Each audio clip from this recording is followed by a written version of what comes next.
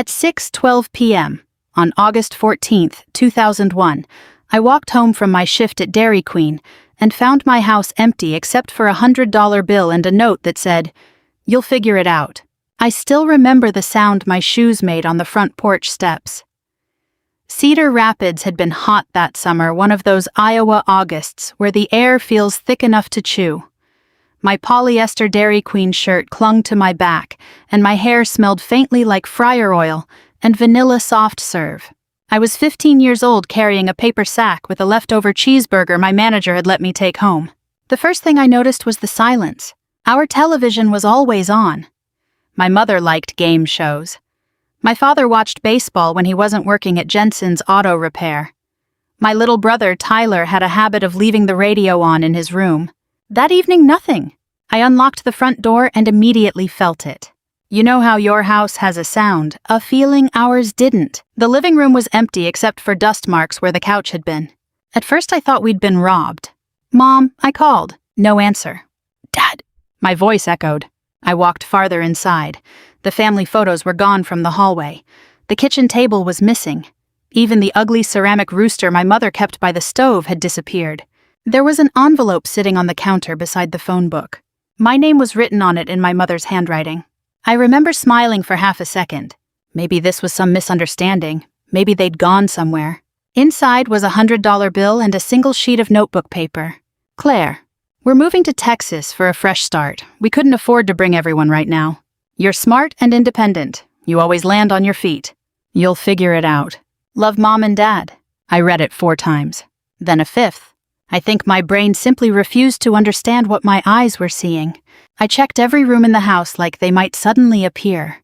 My bedroom was untouched except for the things they hadn't wanted.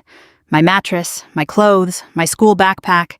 Tyler's room, on the other hand, had been cleaned out completely. That hurt more than I expected. They'd packed his Little League trophies. They'd taken his dinosaur lamp. They'd remembered his favorite blanket.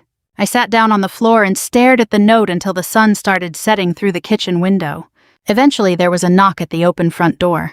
It was Mrs. Peterson from next door. She was 70 if she was a day. Always wore floral blouses and smelled like peppermint. "Oh, honey," she said quietly. "You knew." Her face fell.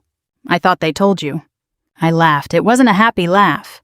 "Apparently not." She stepped inside and handed me a casserole dish wrapped in foil. "Your mother said you had a place to stay." I just looked at her. Mrs. Peterson's expression changed immediately. Oh, dear God. That's when I learned they'd been loading a rental truck since noon. Apparently, my father had told the neighbors I was staying with relatives until I finished high school. No relatives had volunteered for that arrangement. Mrs. Peterson let me use her phone. We called my parents' old number 23 times. Disconnected. Around 9 o'clock, she offered to let me sleep on her couch. I almost said yes. But 15-year-olds have a strange kind of pride, especially the ones who spend years hearing things like "Claire's the tough one." That was my role in the family. Tyler was sensitive. Mom got migraines. Dad worked hard. And Claire could handle things. I thanked Mrs. Peterson, told her I'd be okay, and stuffed some clothes into a garbage bag. "Where are you going?" she asked. "I don't know." She pressed $20 into my hand. "Then take this." "I already have 100. Her eyes filled with tears. "Oh, sweetheart, that's exactly what worries me." I walked for nearly an hour that night. Past Roosevelt Middle School. Past the Sinclair gas station on First Avenue. Past the Dairy Queen, where I'd spent the afternoon making blizzards for people worried about normal things. Eventually, I ended up at Jefferson High School. The baseball field gate wasn't locked. I sat in the dugout and ate my cold cheeseburger while mosquitoes treated me like an all-you-can-eat buffet. Around midnight, it started raining. Not hard, just enough to make me move farther under the bench. I kept unfolding that note, looking for something I'd missed. A phone number, an address, a sentence that said, "Just kidding." There wasn't one. Sometime around 2 in the morning, I found myself getting angry over the strangest detail. My mother had used my favorite stationery. Little blue flowers around the border. She'd abandoned me with decorative paper. I actually laughed. Not because it was funny, because my brain had apparently reached its daily limit for processing terrible information. The next morning, I went to school wearing the same Dairy Queen uniform from the day before. Mrs. Klein, my sophomore English teacher, pulled me aside before first period. "Claire, are you all right? I don't know what I looked like, but apparently it wasn't great. My parents moved to Texas yesterday." "Oh, And they forgot to take me. Her mouth opened slightly. That's surely not what happened. I handed her the note. She read it twice. Then she quietly said, "Come with me." That was the moment my life divided itself into two parts, before the note and after. People like to think abandonment happens in one terrible moment. It doesn't. Usually it starts years earlier in little comments, small disappointments and excuses that slowly pile up until one day someone leaves $100 on a kitchen counter and calls it love. That night in the dugout, I learned something I wouldn't fully understand until decades later. Some people don't stop loving you all at once. They do it one excuse at a time. People always ask me what happened next, usually with the same expression on their face. Did your parents come back? Number. Did they call? Not for a very long time. Did somebody take you in? Eventually. But life isn't a Hallmark movie. There wasn't a kindly millionaire waiting to adopt me or a dramatic reunion at Christmas. Mostly there was paperwork. A lot of paperwork. Mrs. Klein took me to the guidance counselor's office that morning. By lunchtime, I'd spoken to a social worker named Denise Harper, who wore sensible shoes and carried a legal pad everywhere. "Do you have any relatives?" she asked gently. I laughed. "Apparently that's still being debated." She smiled despite herself. For the first few weeks I bounced around. 3 nights with Mrs. Peterson. A week with the family of a girl from my chemistry class. 4 nights at a church-sponsored emergency shelter. I carried everything I owned in 2 garbage bags and a backpack with a broken zipper. The hardest part wasn't being homeless. It was feeling temporary. You stop unpacking after a while. You stop asking where the extra towels are kept. You stop opening refrigerators without permission. At 15, I became an expert at taking up as little space as possible. I started keeping my shoes on when I slept. Even now, 25 years later, I still keep a pair by my bed. By October, the state placed me in foster care. My first foster parents were decent people. Harold and Linda Cooper lived outside Marion in a small ranch house with 3 cats and an impressive collection of ceramic lighthouses. Linda showed me my room. "It isn't much," she said. It was bigger than my old bedroom. "It has its own bathroom," I said. "Well, yes." I started crying so suddenly that I scared both of us. That became a pattern over the next few years. Someone would hand me a winter coat, or remember my birthday, or ask what kind of cake I liked, and I'd completely fall apart. I got a job at Walmart the summer I turned 16. Back then, minimum wage was $5.15 an hour, and I spent most of my shifts straightening shelves in the housewares department. One Saturday, an older woman asked me where she could find picture frames. I walked her to aisle 14. "You have a lovely smile," she said. I thanked her. Then I spent my lunch break crying in my car because it had been 8 months since anyone in my family had said something nice to me. People don't realize how hungry you become for ordinary kindness. My parents never called on my 16th birthday, or Thanksgiving, or Christmas. Tyler didn't either. That part hurt the most. I imagined him opening presents in Texas while I sat in a foster home watching It's a Wonderful Life with Strangers. Every few months I'd ask Denise if she'd heard anything. She'd shake her head. At 17, I finally decided to call. It took me 3 weeks to work up the nerve. I found their number through directory assistance. I still remember standing beside a payphone outside a Hy-Vee grocery store clutching a slip of paper with shaking hands. My mother answered on the 3rd ring. "Hello." "Mom." Silence. Then Claire. For one ridiculous second, I thought she'd say she'd been looking for me. She didn't. "How did you get this number?" "I called information." "Oh." That one little word told me everything. Oh. No excitement. No relief. Just inconvenience. I was wondering. I began, then realized I had no idea what I was wondering. If they missed me. If they loved me. If they ever felt guilty. "Things are finally stable here," she said before I could finish. "Tyler's doing well in school. Your father found good work." "That's great." "Please don't ruin this for us." I don't remember hanging up. I only remember standing beside that payphone staring at my reflection in the glass. "Ruin this for us." As if I'd been the problem all along. That night, I took the note out of my dresser drawer for the first time in months. Then I put it back. I was done trying to understand people who had already made their choice. Community college came next. Kirkwood Community College, 20 minutes from Cedar Rapids. I worked mornings at Walmart and took classes in the afternoon. My first semester was a disaster. I failed Accounting 101 so badly that my professor wrote, "Please come see me" in large red letters across my final exam. I did. Professor Simmons was a balding man in his 60s who wore bow ties unironically. He looked over his glasses and said, "Miss Mitchell, did you actually read the textbook?" "Parts of it." "Which parts?" "The cover." To my surprise, he laughed. "Well, that's refreshingly honest." I told him I was working 30 hours a week, that I was tired, that sometimes I'd sit in my car before class and wonder if there was any point in planning a future when the people who made me didn't seem interested in mine. He listened quietly. Then he said something I never forgot. "Claire, don't confuse where you started with where you're going." I wrote that down on an index card. Kept it in my wallet for 15 years. Around that time I met Helen Brooks. She was 67, retired from the Cedar Rapids Public Library, and volunteered at a youth mentoring program on Tuesdays. Helen had silver hair, sensible sneakers, and absolutely no patience for self-pity. Our first conversation went like this. "How old are you?" she asked. 19. "Good. That's old enough to stop apologizing every time someone offers you a sandwich." "I don't apologize that much." "You apologized twice while saying that." She became the closest thing I had to family. Every Sunday afternoon I'd visit her little yellow house near Bever Park.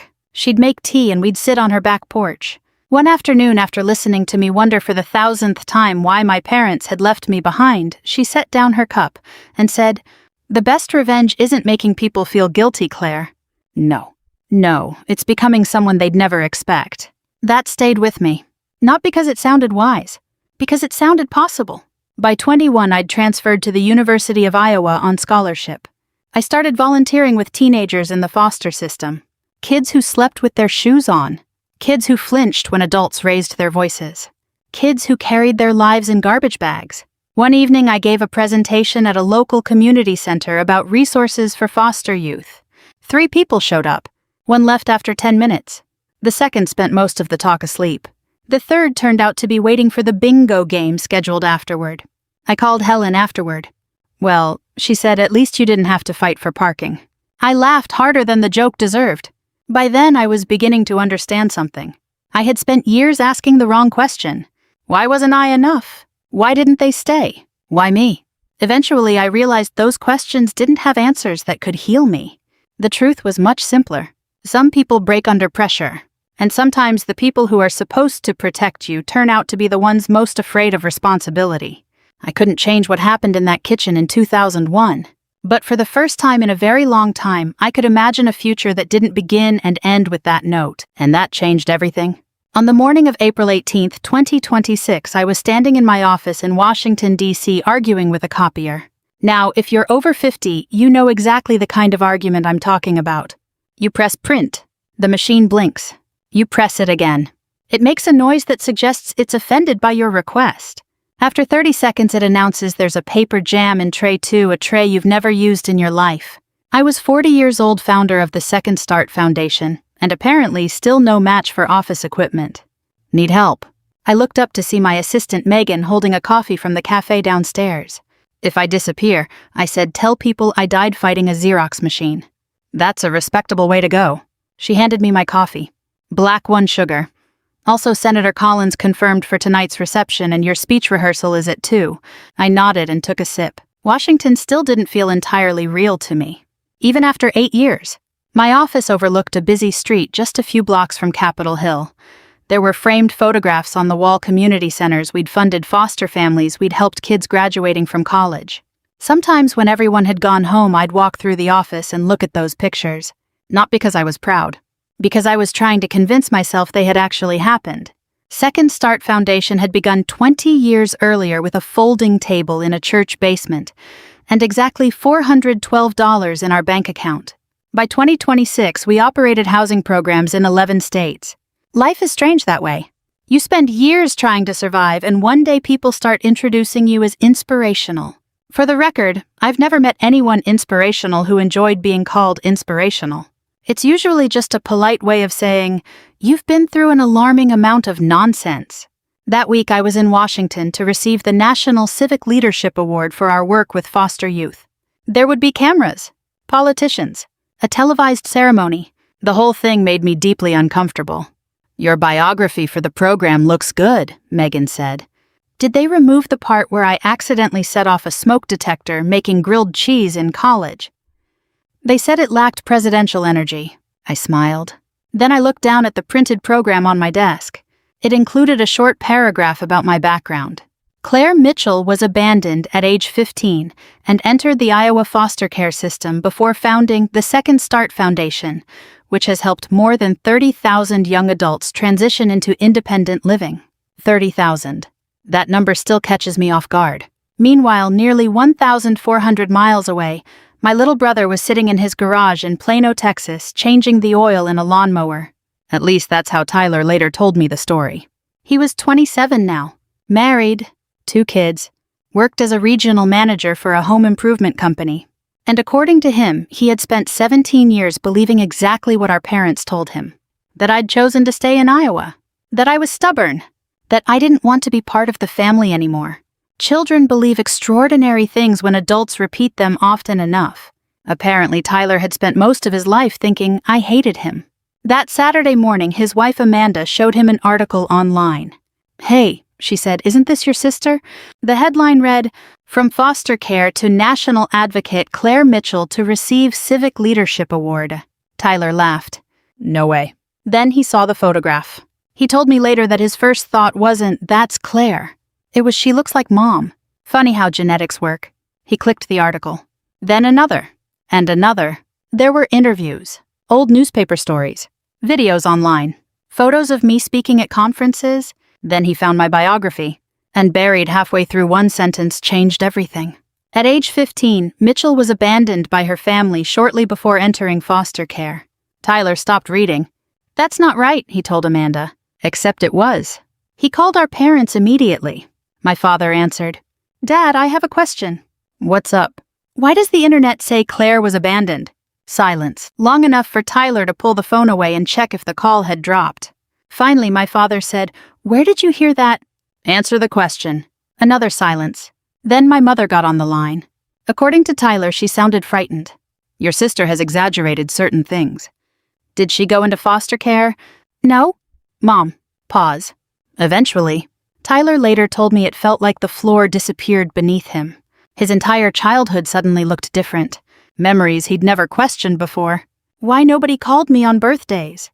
Why there weren't any family photos before Texas? Why my name made both our parents uncomfortable? He drove to their house that afternoon. My father was sitting in his recliner watching a Rangers game.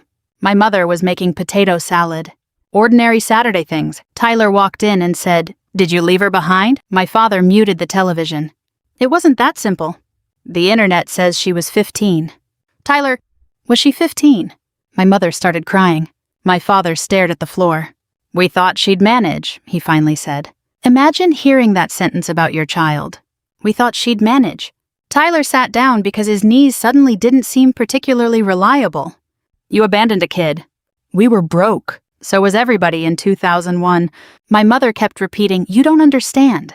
"No," Tyler said. "Apparently I don't." He spent the next 6 hours reading everything he could find about me. By evening, he had watched 3 interviews and half a commencement speech I'd given at the University of Iowa. At one point, Amanda found him crying in the living room. "I thought she didn't love us," he said. Meanwhile, I was in a ballroom in Washington rehearsing my acceptance speech. My phone buzzed during rehearsal, then again, and again. By the time I checked it during a break, I had 23 missed calls from unknown Texas numbers. "Megan?" "Yeah." "Do you know anyone in Texas?" "Only people I actively avoid." I laughed and put the phone back in my purse. An hour later, there were 42 missed calls. By dinner, 68. Facebook messages, emails, LinkedIn requests. One message simply read, "Claire, please call me. It's Tyler." I stared at the screen. Tyler. I hadn't heard that name spoken aloud in years. Not since Helen asked me sometime around 2018 whether I ever thought about my brother. "I hope he had a good life," I'd said. And I meant it. By midnight, my phone had become unusable. At 7:15 the following morning, I sat on the edge of my hotel bed at the Willard Intercontinental drinking terrible coffee and staring at my notifications. 120 missed calls. 17 years of silence. And suddenly everyone had something to say. It turns out the people who leave you rarely expect you to become impossible to ignore. I didn't sleep much after seeing Tyler's message. Not because I was upset. That would have made more sense. Mostly I was annoyed. There's a particular kind of irritation that comes from having your life interrupted by people who voluntarily removed themselves from it. At 7:42 a.m., my phone rang again. Texas number. I let it go to voicemail. 30 seconds later, another call. Then another. By the fourth attempt, I answered. Hello? Silence. Then a man's voice. Niclaire. I hadn't heard my brother's voice since he was 10 years old. It's strange what time does. I expected him to sound familiar, but he didn't. He sounded like a stranger trying to wear someone else's name. It's Tyler. I gathered that. There was a nervous laugh on the other end. Right, of course. Neither of us spoke for a moment. Finally, he said, I didn't know. I looked out the hotel window toward Pennsylvania Avenue. That's becoming a very popular sentence this week. I mean it. I know. And I did. Children aren't responsible for the stories adults tell them. I thought you left, he said quietly. Mom always said you were angry and didn't want to come with us. And you believed that I was 10. Fair point. He took a deep breath. I've spent the last 12 hours realizing I don't know anything about my own family. I didn't know what to say to that. Because honestly, neither did I. We talked for almost an hour. He told me about his wife Amanda and their children, Emily, age 6, and Mason, 4. He'd named his daughter after our grandmother. She's stubborn, he said. Runs in the family. You have no idea. There was an easiness to parts of the conversation that caught me off guard. I hated that. I had spent years carefully packing away every feeling connected to my family, and now my brother was casually asking whether I still liked root beer floats. For the record, I do. Some things survive abandonment. Listen, he said finally, I'm in Washington. That got my attention. What? I got on a plane this morning. Tyler, I just need to see you. Once. If you tell me to leave after 5 minutes, I'll leave. No, I'm not doing this. Claire? I have an awards ceremony tomorrow. I have interviews today. I don't have time to unpack 17 years before lunch. The line went quiet. That's fair, he said. And suddenly I felt terrible. There's the problem with becoming a reasonably decent person. You still feel guilty saying no. I'll think about it, I said. Okay. Don't sound so surprised.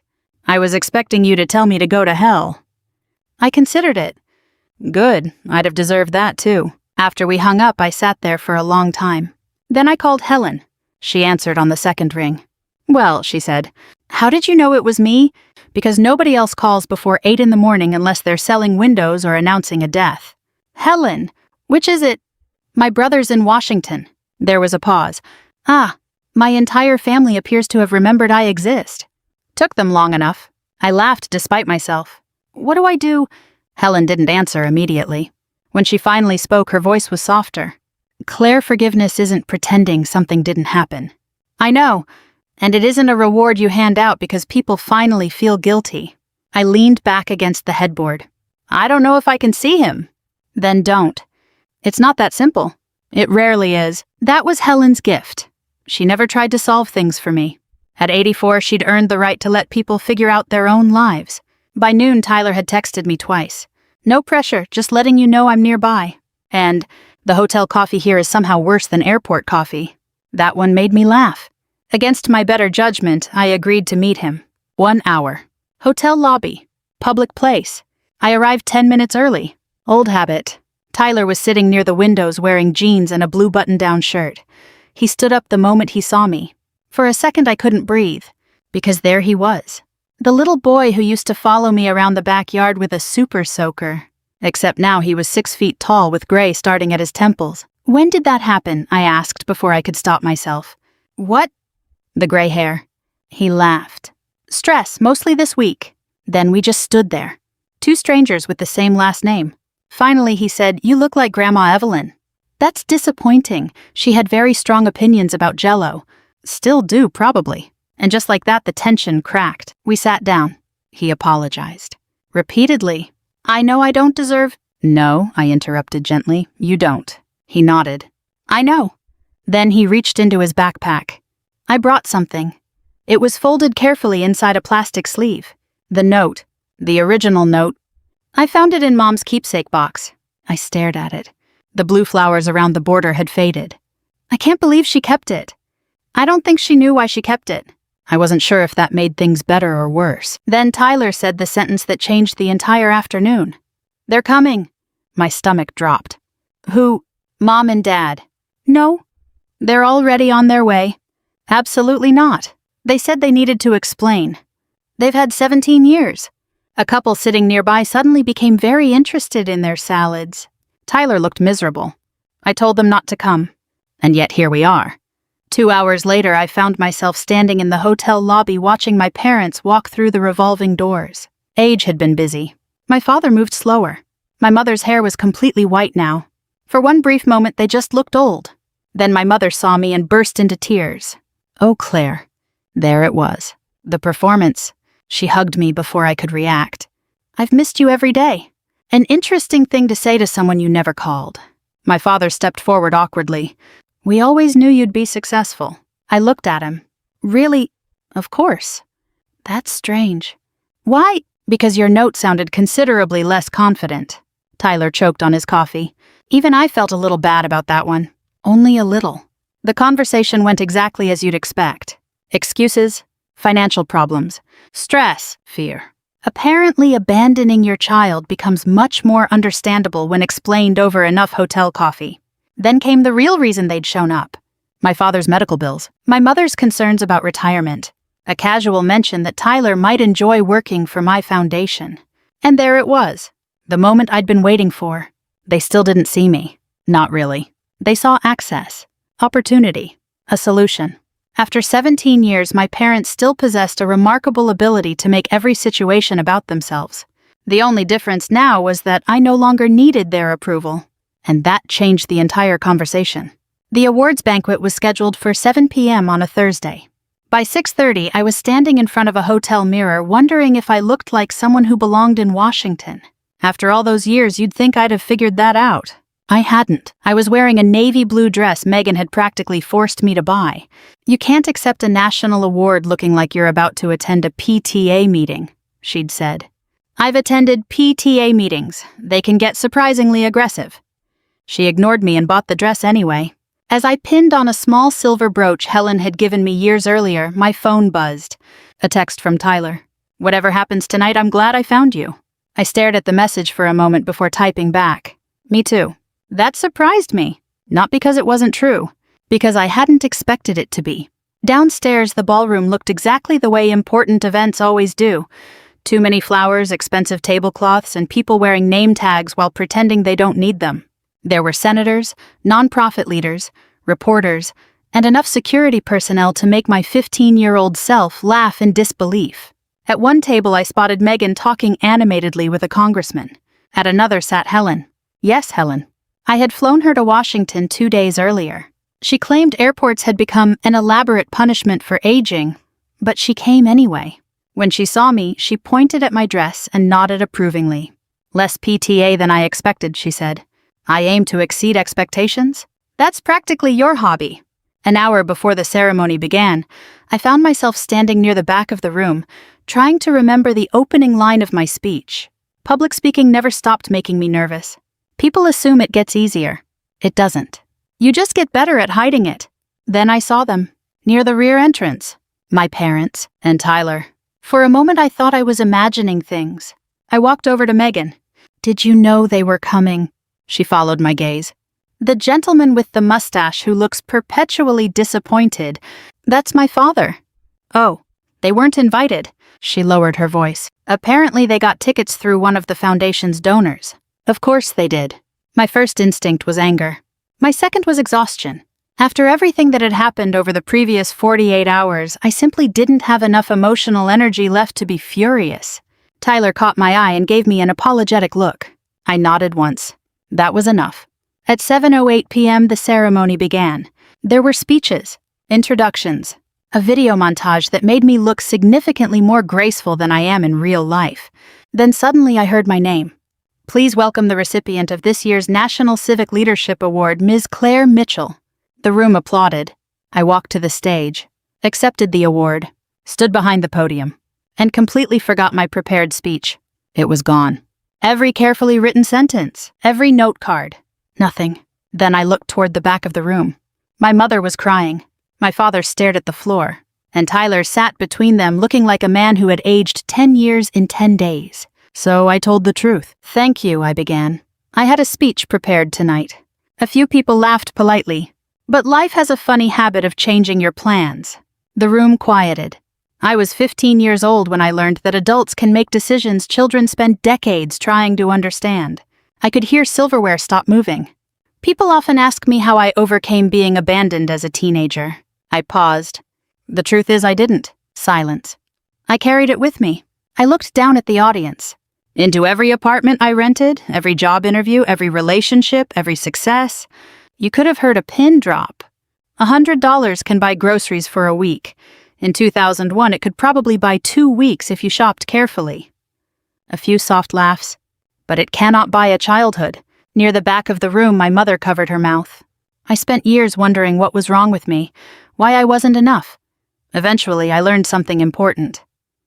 I reached into my pocket. Because yes, I'd brought the note. Part of me had always known I would. Children are not responsible for the choices adults make. Then I unfolded the paper. The same blue flowers around the edges. 17 years old and still somehow intact. This note ended with 4 words. I read them aloud. You'll figure it out. The room remained completely silent. I folded the paper carefully and smiled. I did. For a moment, nobody moved.